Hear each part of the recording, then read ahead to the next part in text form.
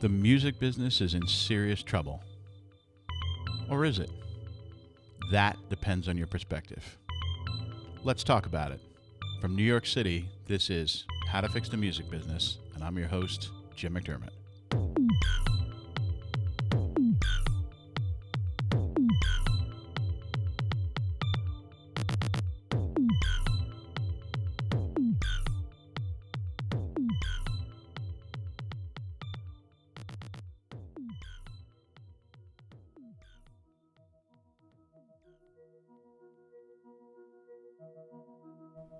There's a very wise old saying, history is written by the victors.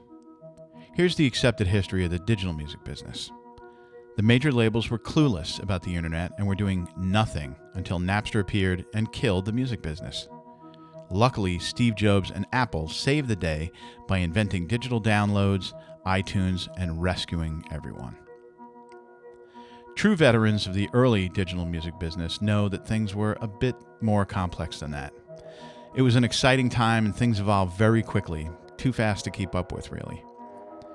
The truth is that starting in the mid-90s, many technology pioneers were working closely with the major labels to shape the digital future of the music business. It was an incredible time of experimentation and learning. Of course, all the ideas weren't viable, so the labels cautiously dabbled, thinking they'd control the timetable of how these new technologies would roll out. After all, that's how it always worked for them whenever a new format came along. Of course, this time, they were wrong, dramatically wrong. Napster came along and burned all the cautious optimism to the ground. Steve Jobs had great timing, arriving when the majors were fatigued from fighting and desperate for an easy fix to complex problems. So, a new history of the digital music business was written, and the story of what came before was brushed away like ashes. My guest on the show today is one of the original gangstas of the digital music business, Larry Miller. Half a decade before Apple launched iTunes, Larry was carving a path in this new business. In 1998, he co-founded A2B Music, one of the first digital music distribution companies. He went on to become President of Reciprocal Music, another groundbreaking digital distribution and technology company, and later co-founded the Or Music label, which won a Grammy with their artist Los Lonely Boys. These days, Larry is the director of the NYU Steinhardt music business program, where he's shaping the intellect of young people who will write the next chapter in the history of the music business. We did this podcast over an early breakfast at the Mansion Diner at 86 and York Avenue, hitting record and chatting amongst the sounds of New York City, waking up to a gorgeous fall morning. So slide into the booth with us, we've already ordered, and welcome to the podcast, my good friend, Larry Miller. All right. Well, it's a Friday morning, and we're at the Mansion. The Mansion Diner. Yeah. So, this is like your local joint, I guess, right? Totally. And it's we're on 86 in York. We're a block away from Gracie Mansion, which is where the mayor of New York City lives. And it is the morning of Hurricane Matthew hitting Florida. Yeah. And when I was walking up York Avenue this morning to meet you, it was like 7:30 and the light had this kind of golden quality to it. I'm like, this is like Edward Hopper kind of sunlight in the morning here. I'm like, it's so beautiful. And then I'm thinking like, but in Florida, it's like the end of the world. Yeah, things not so good in central coast of Florida as we're speaking now. But it's a beautiful morning in New York. So we decided to meet here and talk because you're an original digital gangsta, meaning you're one of the guys who back in the mid-90s was one of the people who started digital music and downloadable music. So I wanted to talk to you. So first question I want to ask you is, in terms of your teaching and your music program, if you're trying to teach people how to get into the music business, I would walk in and throw a copy of the Anarchist Cookbook on the desk and say, read this and you're done. like it's everything's so disrupted. Right. I imagine that's part of what you have to teach is dealing with disruption. But what is it like knowing what you know and the whole history of the industry? How do you boil it down and prepare people to then go out and determine the future of what the business is going to be? Right. So the Anarchist Cookbook is actually not a bad idea. However, I mean, let's face it. It's not like you need a license from a government regulator or some industry association in order to go work in the music industry, right? You don't. However, in the academic context that I'm in at NYU, we have both an undergraduate program, 4-year undergraduate program, that is a Bachelor of Music degree, and a Wow, food came fast. yeah. Boy, yours looks pretty good. Mine a little more boring. Thank you. Well, you went with the healthy option, and I went with the slightly less healthy option. But. Right. So, you know, with undergrads, and let's just talk about the undergrad program for a minute. You know, we're talking about people who, when they come to us, are 17 or 18 years old. I mean, let's face it, they're a music kid. And I get a lot of calls from parents around, this time of year, and the calls kind of go like this. I got a music kid. Like, you can hear the resignation in their voice. Would you please talk to my kid? And what they mean is, would you please talk my kid out of a career in the music industry? And I never say no. I always agree to talk to the kid. And what I say to the kid is, I ask them about themselves and what, lights them up and so on. But somewhere in the conversation, I always tell them to look in the mirror first, before they even apply to our program or any other program like ours, or think seriously about entering the music business or studying this stuff while they're in college.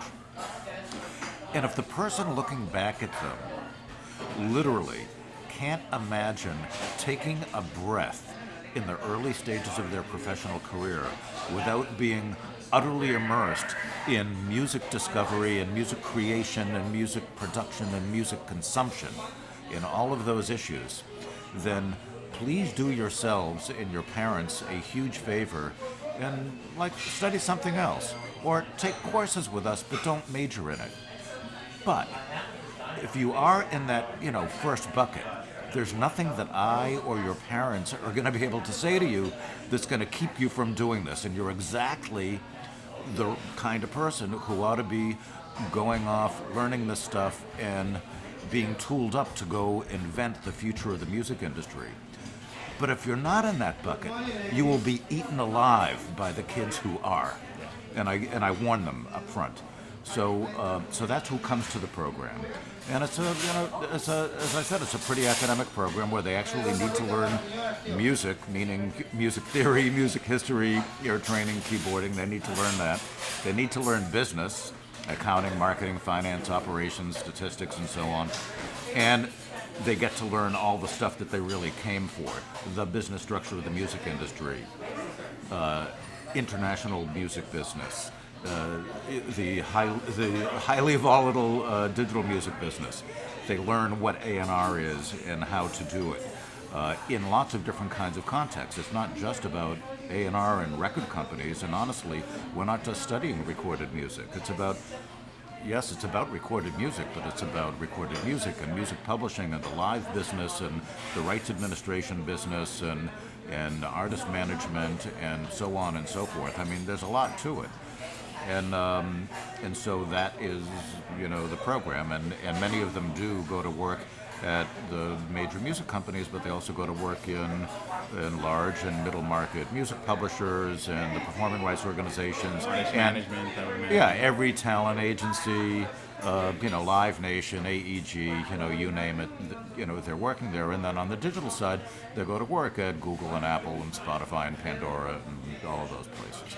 There are two things that struck me while you were talking about this. One is that my parents, and I don't know about yours, but I heard the same rap. Oh, it's impossible. And that was, and I heard that back in the early 80s. Right. And there was nothing that could stop me, and I just went to go work at a record store, mostly because I thought, I want to get cheaper records. And then I worked for a label because I thought, I could get free records, and I could get free concert tickets. Right. And then after a while... And you did. Yeah, and I did, back in that day. There was the promotional closet, and I was like, this is all I want. Can I eat while you're talking? Yes, of course, please do. Great. So then, it's been that narrative of, you're never going to make it. Even when the business was a $14 billion industry, every kid who ever said, I want to be in the music business, unless their dad was, or mom was a producer or an artist themselves or in the business themselves, probably every kid was told by their parents, oh, forget it, you'll never get into it. So there's nothing really that's changed about that. But the other thing is that when you and I got into it, some 30-something years ago for me, Maybe just a couple of years longer for okay. me. But, I just started showing up to stuff and just making friends with record company people. Everybody would say to me, like, how do you get started in this business? And I'm like, do you ever go out to shows? Do you meet record people? Do you shake their hands? Right. Don't just go to the shows that everybody wants to go to. Go to the shitty shows. Go to the shows when they need warm bodies to show up and introduce yourself and say hi and stick around for the picture, blah, blah, blah. And and so That's good advice. So these kids now going to a program like yours are infinitely more prepared and have a much more well-rounded understanding of what the business is than I ever did. All I knew was what a good record sounded like, maybe what the labels were, maybe some catalog numbers. I was a buyer for a little while, blah blah blah, and then you radio was important. Yeah, you quote unquote make your bones, whether it's at retail or radio or at a venue or whatever it is, artist management, and then you eventually find yourself in the business. But it sounds like a lot of the people who are going in the industry now are a lot better prepared than we ever were. Well, I think so. But the other factor is I'm going to eat mine now. Yeah, sure. The other factor is internships, right? Yeah. I mean, back then, internship programs, especially in big companies, were not so well organized as they are now. And so we send students out into the world to learn what it's like to work in a big context and in a small context and in records or in publishing or this kind of a place or that kind of a place. And, many of them who come into our program at NYU think on day one when they show up that they want to go become the head of A&R at Columbia Records. I mean, that's the idea that they have, and that's fine. And some of them actually do end up in those jobs eventually. But I would say that even more of them who intern at companies like Sony, which owns Columbia, and the other major music companies have experiences in the internship programs where they go, you know what, I get what this is, and I don't think this is the thing that's actually gonna, light my tree, and let me go try something else. And they may end up in artist management or in the digital business, or or go to law school. Do you think that kids, like when they talk to you now about the business, I mean, obviously when you go to be the head of A&R at Columbia, that used to be the golden ticket. Right. But to a life of wealth and celebrity and all the trappings of being a high-powered record company person traveling the world, hang out with artists. Yeah. Right. But and it seems like now, or at least what a lot of people say is that younger people aren't as interested in that. They want to go somewhere where they're going to get shares. They're going to go work at a music technology company where the payoff really is I'm going to be ridiculously rich. So I'm just curious that you, as somebody who's right at the point of entry when people are coming into the business, is there a ratio of people who are like, I want to come into this because I want to go into the tech side and get extreme wealth in the music industry, versus people who are just like, all I care about is the music? Like, what is the mix? Do you see that, or is it kind of all a potpourri of that?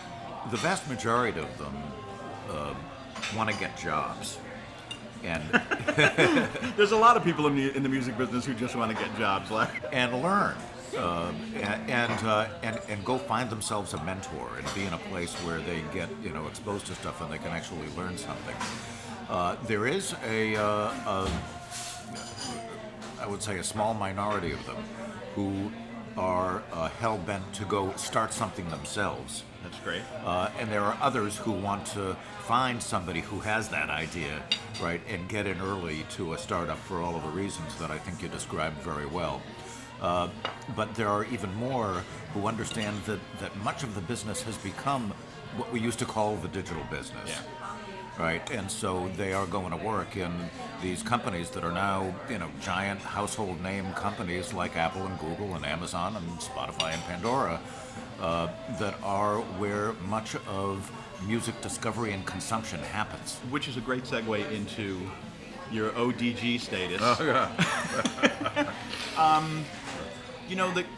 It frustrates me a lot when I'm reading about digital music in the media, because the narrative is that digital music started when Steve Jobs came along and invented downloadable music and made it a real thing for consumers, and that labels and that nothing was happening prior to that. Not exactly right. Not exactly right. And I want to say I met you and started probably working with you, I want to say maybe 5 years before Apple did anything. Right. And my personal recollection of how things were happening back then is, although there's this narrative that the labels had their heads in the sand, didn't get it, didn't do anything, was that not entirely right. The labels were actually saying, like, well, we got to figure this out. Let's not empower our small players. Let's do our own thing. And one of the reasons why they didn't work with anybody was because they were trying to figure out how to build their own distribution mechanisms, because they had distribution mechanisms. Right. So the thought was, well, let's figure this out. Let's extract as much knowledge as we can, and then figure out how to do a digital version of this. And it took a while to learn that because there were only a few of us trying to figure it out, and maybe the companies didn't take it as seriously as they should have. I don't think there was the buy-in at the top in those years. But starting in the mid-'90s, there was a lot of evidence that this was going to be the future of the music industry.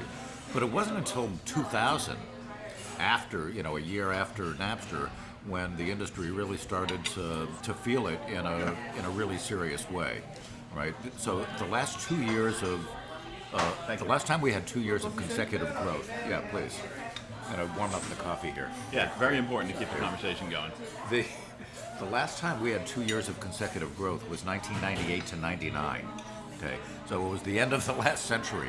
Now here we are sitting here at the end of 2016, and the first half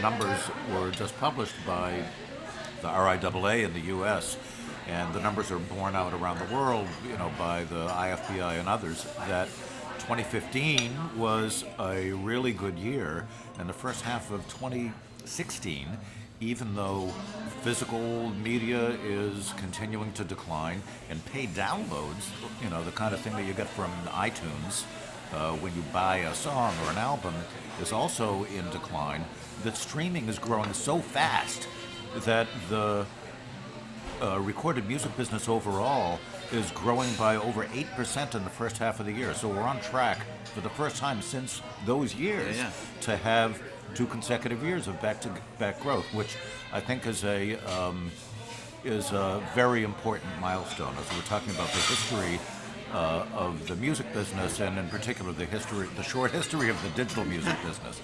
But back then, you're right. There is this narrative that says that Steve invented it, and the fact is there were so that was in 2003 was the beginning of iTunes.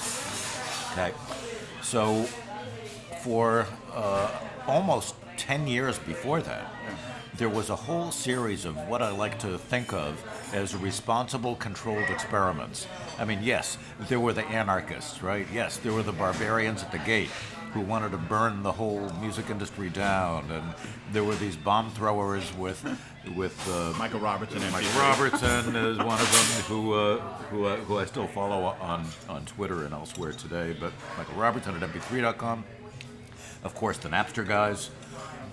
Who were doing things that were delightful and awesome and a revelation to consumers, but they were an anathema to the record companies and the music publishers and the artists and writers who create music.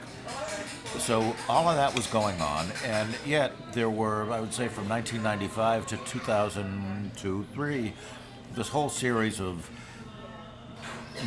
experiments that were being conducted by the major music companies, whether they were with my company, which at the time I was in AT&T Labs Research, and we had a sort of a skunkworks project in AT&T Labs called A to B Music, or Liquid Audio, which was another backed by venture capital firms, so a properly funded digital distribution and rights management, kind of an early infrastructure play. Liquid Audio was able to get public, And so they were able to have enough gas in the tank to kind of ride the storm out after the internet crash of March 2000.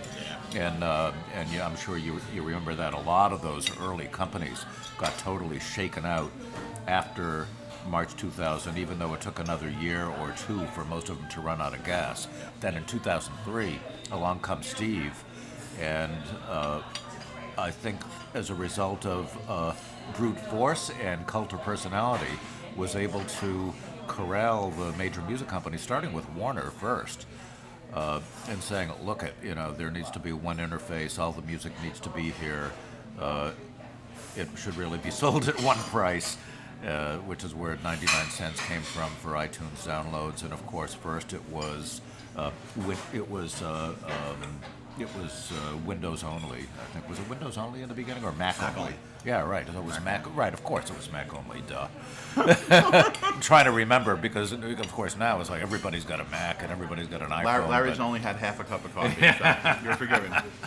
Right, of course it was Mac only, and then he introduced it more broadly to Microsoft, and it's hard even now to remember the time when Microsoft was kind of running the world, and of course Microsoft was going to dominate when it came to building out digital music infrastructure and digital music services and all that, and it didn't exactly work out that way, but it wasn't for lack of trying. Well, the thing that's hilarious now is, it's funny that you bring up Microsoft, because we did a ton of stuff with Microsoft, with Windows Media, right, and just timed out downloads. Remember the downloads that would expire, promotional downloads? Right. And we were doing a ton of stuff, and Apple were like these guys that would come around with good-looking PowerBooks, and you'd meet with them and you'd be like, all right, I'll meet with you just because you got cool-looking laptops, but you got kind of nothing going on. Yeah, you've got no market share in this space. And there was just nothing. Although they always did have market share amongst the creative class. Amongst the creative, and that's why you met with them, because they were kind of cool, and they were cool, groovy people, and Steve Jobs is an interesting guy, but in terms of their impact, it was nothing. And they ended up buying Sound Jam. Right. To get, which is what the bones of the iTunes store are. Oh, yeah, and for anybody who's listening to this, you should research Sound Jam MP music player, because that was the Mac music player that I spoke to Jerry Kirby, who's the late CEO of Liquid, and he told me a story about Steve Jobs calling him repeatedly to try to buy Liquid, so that Liquid would turn into the iTunes solution. Yeah.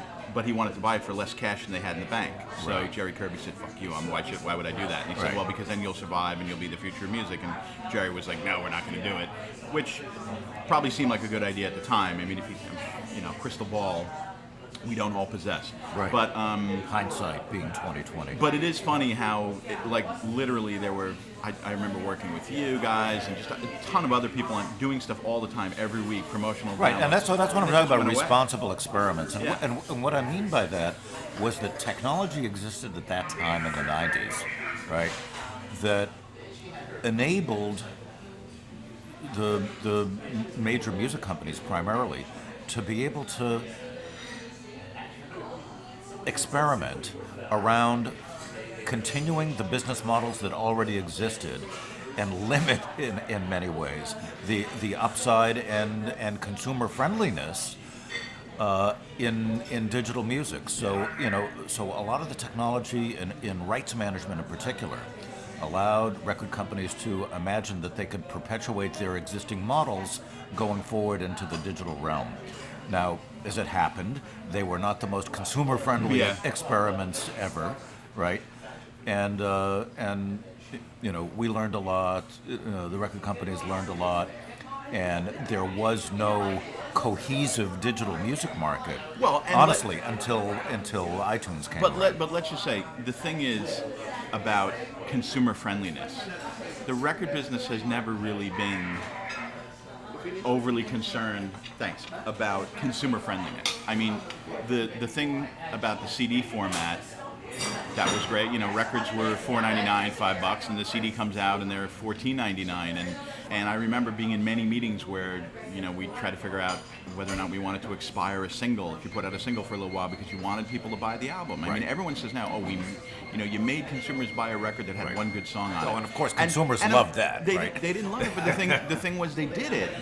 They drove it up to 14 billion. So you're sitting in these meetings going, hey, we put out the single, and people are buying the record, and that was that. So there was never a point ever, I can say, I never was in a label meeting where they were like, let's try to make this business a little more consumer friendly. So when the download business came out, I remember having this discussion with people where they said, well, download should be the same money as a single, because you don't get all the artwork, it's not a physical thing.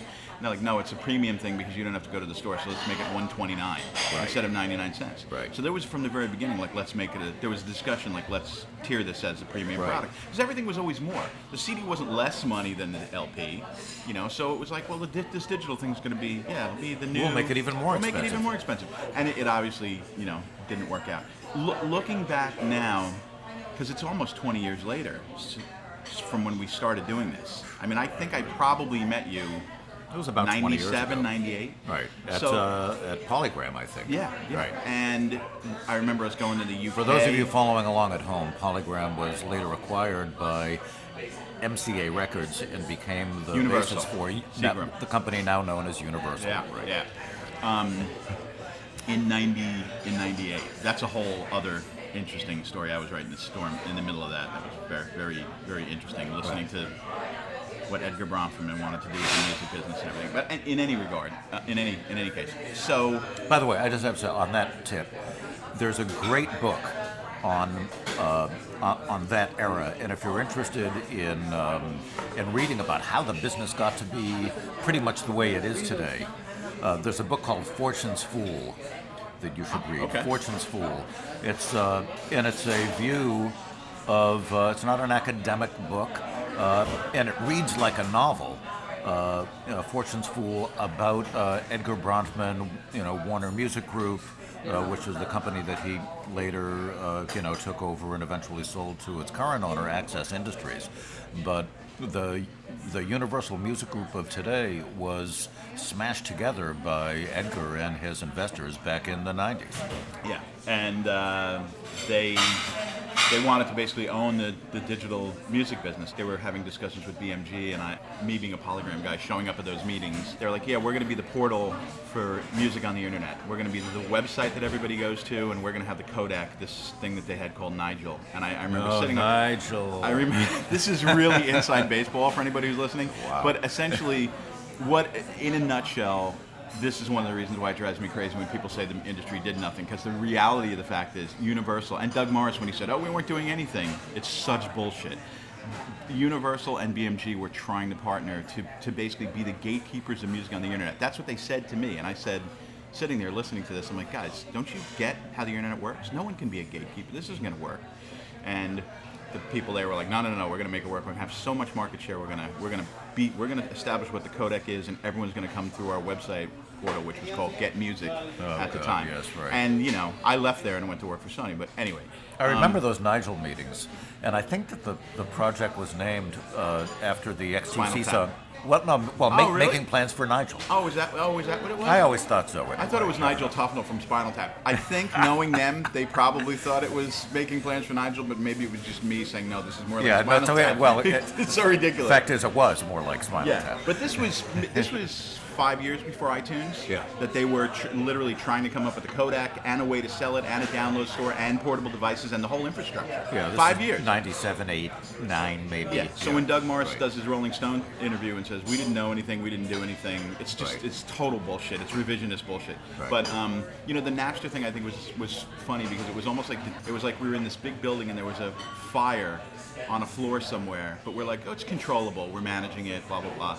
And then Napster comes in, and it was like the fire hit a room that was filled with old paint cans.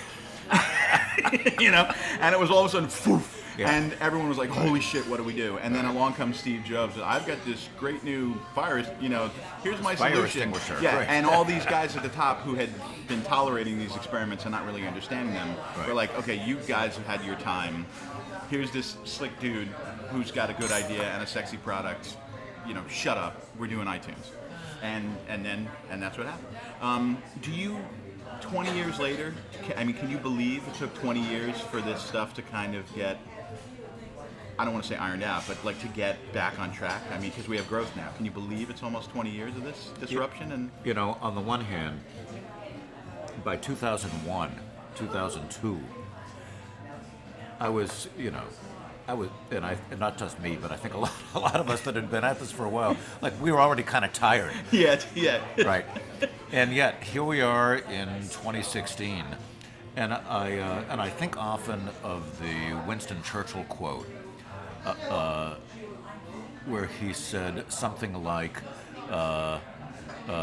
"It is no longer the this isn't the end, and this isn't any longer the end of the beginning, but maybe the beginning of the end of the beginning." Yeah. Right. And so, this is now a big business. The digital business is the business, that there is today. And here we are, sitting here when finally, streaming has driven all of this growth. It is clearly the future. There will continue to still be a physical media business, and we love talking about vinyl, and everybody loves vinyl, but I mean, let's face it, vinyl is only about a $400 million business, and it actually declined a bit for the first time in the first half of 2016. So the future is in all the music is available right now, and access beat ownership, although many of us still like to collect things. And I think a lot now about where the opportunities for innovation are today and will continue to be to build new stuff in the niches that will delight people. And by the way, it's not as if the only prices that people will pay for music experiences are either $10 or free, right? There are now a whole, raft of these $5 a month services that are about to come out of the chute from Pandora and iHeart and Amazon and probably others. And there are probably other super premium services that I hope will be introduced in the next year or so that will allow super fans to be able to pay, more for an even more enhanced, maybe high bit rate, super awesome listening experience. I honestly, I think a lot of, you and I have been doing this stuff so long, and to me, one of the things I find compelling about hanging out with you and some of the other folks that have been doing this for a long time is when you have the benefit of perspective, you can start to think about where the puck is going to be. Right. And it took longer than we thought. It took longer than we thought, but I honestly think that one of the things that people maybe aren't focusing on enough, all this kind of like very basic stuff like access at different price points and recommendations and recommendation engines and everything are interesting in this particular moment. But I think going forward, the opportunity to kind of really grow the business is going to be around VR and VR listening experiences, really enhanced reality. Because if you start layering an enhanced experience on top of a music listening experience, you can make it so rich. And I think the entry point for me into digital music was the enhanced CD and multimedia and the CD-ROM. Right. And that's how all this kind of stuff started. Right. And then websites came after that. And the enhanced CD was kind of like, it was too early because CD-ROM players were a pain in the ass in people's computers. Yeah, but you got to remember that dial-up speeds were like 28.8 kilobits. Long before broadband was everywhere, and long before wireless networks had evolved to the point where you could even imagine that the celestial jukebox would become, a thing. Well, and delivering a rich multimedia experience, just getting a consumer to install a CD-ROM drive in their computer back in the early 90s. Like there were enhanced CDs that, Bob Dylan, Hendrix, Bowie, that kind of stuff that were these rich, more rich than an album type of things, but they were too early. Yeah. And I really think that where things are going to go is building these kind of augmented experiences around music, and I think that there's a lot of opportunity for that to be a premium experience. What are your thoughts on kind of, augmented reality and VR intersecting with social and streaming? I'm curious and optimistic about it. I don't have any data to support that statement yet. I mean, it is. I mean, in terms of VR right now, it's like 1992 with music on the internet, right? But did you see the Zuckerberg thing with Oculus the other day, where it's like they got this enhanced Facebook type thing? Yeah. I looked at that and I said, if you then bring music into that, because it's a very flat, kind of boring world without the sound. Right, of course. And if you bring music into that environment, it's going to make It's it like, incredibly oh my God, rich. a fantastic experience. Yeah. And if anybody's listening who hasn't tried on even the Google Cardboard, which is the super cheap way to experience VR, to just have a clue, it's amazing. I mean, it is. I mean, talk about immersive. It's a really, really good experience. And then if you try the Oculus device or some of the other more high-end devices, it's absolutely astonishing. What I don't know is what the licensing models will look like for using music in those contexts. But we'll find out. But It might be a sync, right? Sure, it'll be a sync, and I'm sure there'll be advances paid against a royalty rate. The time-honored tradition. But the cool, I mean, if you could put on a headset and have your interface to Spotify be like an augmented, just kind of like your records are all sitting on a shelf, and you move your hand and pull out a record and put it on a virtual turntable, but it's all streaming. Yeah. And that would be pretty cool. Yeah. And then the liner notes are just appearing in space. I really think that's what's going to happen. I think that's where it's going to go. Okay. By when? I think you're going to start seeing that stuff within the next 10 years. It's going to be rudimentary, but it's only going to get better. I mean, if you look at how much money there is, we get very myopic in the music business about how big our business is. We're a grain of sand on the beach in terms of the technology industry. You know this. Like, the money that's in it is ridiculous, and the money that's going to be sunk into VR is going to be probably trillions of dollars, right? And it's where the growth is going to be. Yeah, I mean, it's not just going to be in music. I mean, it's going to be, doctors, when they're operating on people, are going to have augmented reality to help them do their job. I mean, augmented reality is kind of where things are going to go in nanotech. So there's no way it's not going to impact music. It may not be the first priority, but you've already seen Bjork and some other people do some interesting augmented reality stuff. I think you'll start seeing a lot of stuff happen within the next 5 years, but I think 10 years out, it's going to be a key differentiator for these streaming services. Like, if everybody has all the same shit and it's all basically the same price, how do I make it different? If all of a sudden I've got a VR experience and that's my player interface, sign me up for that. Yeah, fair enough. So, okay, Bring it on. Last question for you, because I know you got to go. So, if you could jump back in a time machine, let's say, and recreate the music business of today, in any way you wanted it, it would be any reality you wanted right now. What would that be? Wow. I mean, not to sound utopian about it, but you said any reality you want. Any reality.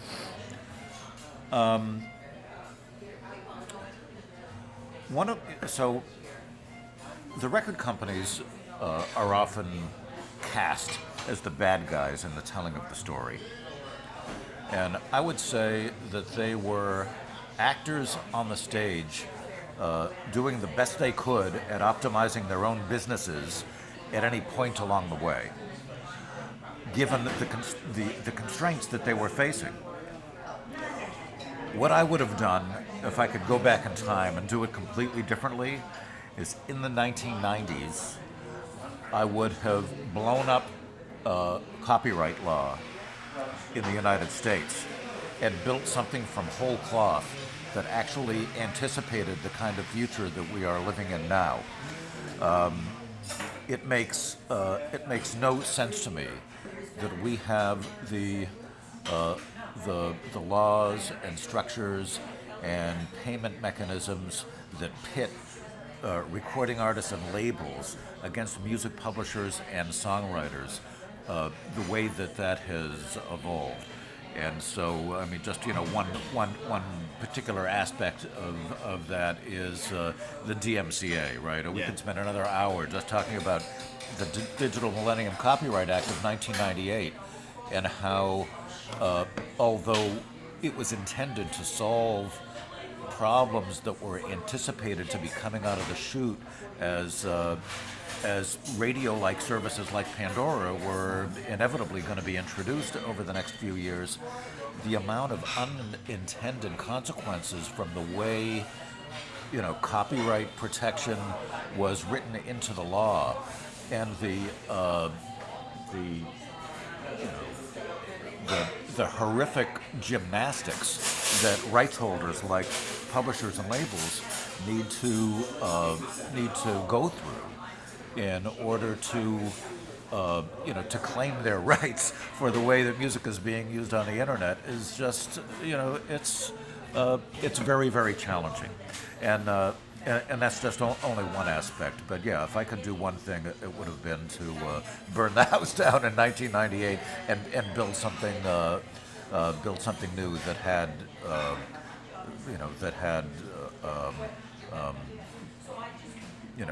structures and channels and benefits for all music creators and the people who take risks and invest in them. That might be the best answer we've had to this question on the show so far, but I would expect nothing less. I'm gonna cheat and ask you one last question. Okay. Give us a record that people should go out and buy right now. Any record. Just something you love. Anything. Good. And the class that I do for freshmen, every week I have somebody, get up and prepare to kind of be guest DJ for the day. It only takes cool. 2 minutes at the beginning of class. But what we have them do is stand up and say, look, here's something that I discovered. Here's how I discovered it. Here's a little something about it. Here's who the label is, if there is a label. Here's who the publisher is, if there is a publisher, so that they can, understand, all of that. But I've discovered, honestly, a lot of stuff that I never would have heard otherwise. But I've got to say that for me, music discovery is a combination of what Spotify recommends, what I learn from students, and also, honestly, what the New York Times is reviewing. For me, John Perellis, the chief pop music correspondent for the New York Times, is a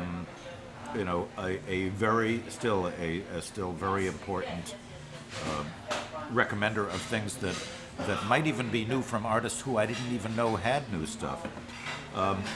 I think that the thing that I've listened to the most this year is the Colvin and Earl record. Oh, okay. From Sean Colvin and Steve Earle? Yes, exactly right. It's absolutely gorgeous. It kind of makes me cry every time I listen to it. Wow, okay. Amazing. I'll have to check that out. You know what? I have not listened to that, but Sean Colvin, Sean Colvin's written some just beautiful stuff. Beautiful stuff. Yeah. And I just love Steve Earle, and I'm, the quality of their vocal work together reminds me a little bit of Buddy and Julie Miller, who I also love. But they haven't made a new record together in quite a long time. But those are all great music recommendations. I mean, Buddy and Julie, some great stuff. Buddy's last solo record, I'm trying to remember the name of it, but anyway, the last Buddy Miller solo record was really, really good too. That's on Spotify as well. Well, look, it was great having breakfast with you. Thank you for taking time out of your busy day to talk to me. Thanks for having me on the show, and if you like this, don't forget to check out Musonomics. Oh God, yeah. You know what? Again, yeah, Musonomics. I can't believe. Yeah, again, Larry does an amazing podcast called Musonomics, which is also available on iTunes and on SoundCloud. What's your most recent episode about? Well, by the time people hear this one that we're doing now at breakfast, I hope that our next episode will be out. It's about quality. And what I mean by quality isn't this record is better than that record. What I mean by quality is what happened to quality listening experiences in the modern world. And what are the opportunities for record companies and digital services and music fans to hear something that sounds better than what most people listen to on either their crappy white earbuds or even through new Bluetooth devices that I think many more people will be walking around with starting this month. Yeah, absolutely. Yeah. But yeah, definitely check out Larry's show. If you know, for listeners of this show, you know this is very indie. I do it all, everything myself, all the production, all the editing, everything. So it's very indie label, very lo-fi. Larry is like the CBS Masterworks of podcasts. It's very highly polished and very well produced and really smart. And he's got some good people that work with him that are young and bright, and it's just such a well-produced show, and it's a joy to listen to it. So everybody should check that out, Musonomics on iTunes. Thank you, Jim. Very much appreciated. And leave him a wonderful review on iTunes, too, while you're at it. All right, man. I'll get to check on this one, okay? Thank you. All right. All right, that'll do it for this episode of How to Fix the Music Business. I'd like to say special thanks once again to Larry Miller for joining me on the show this episode. As I mentioned at the top, we ate at the Mansion Diner at 86 New York Avenue in Manhattan on the Upper East Side. If you're looking for somewhere great to eat breakfast, stop in there and get yourself a bite. It's a good place to hang out. We'll see you next time on How to Fix the Music Business. And in the meantime, if you have any thoughts or comments, please tweet me at @thetrickness or visit the website at howtofixthemusicbusiness.com. Take care, everybody.